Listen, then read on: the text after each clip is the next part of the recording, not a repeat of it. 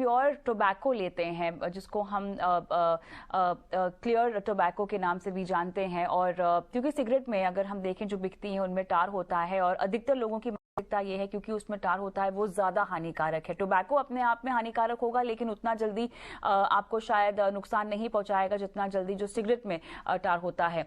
जरा हमें ये समझाएं कि ये जो बिलीफ है, ये मानसिकता है, कितनी सही है कितनी गलत है। जी मैं कहूंगा ये अवधारणा है, क्योंकि दिल्ली बैठ के हम डिसाइड नहीं कर सकते हैं कि भारत क्या है। भारत दिल्ली के अलावा भी है।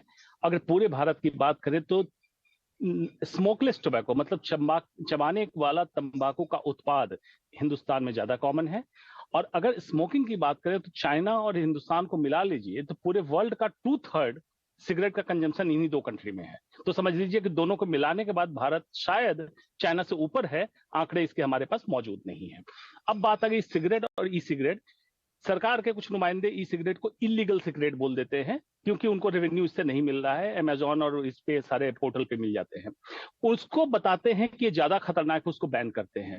एक्चुअल क्या है, सिगरेट, बीड़ी मतलब all form of smoking plus vaping दोनों खतरनाक है, इसमें कोई दो मत नहीं है। तो बैन करना है तो सारे तंबाकू के उत्पाद को बैन करें, क्योंकि उसमें भी पैराल्डिहाइड, अमोनिया, निकोटीन सारे तत्व उसमें भी हैं।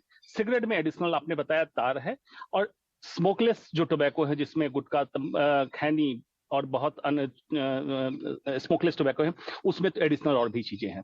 तो बेसिक ये है कि कैंसर, हार्ट डिजीज, हाइपरटेंशन और फेफड़े की बीमारी होगी।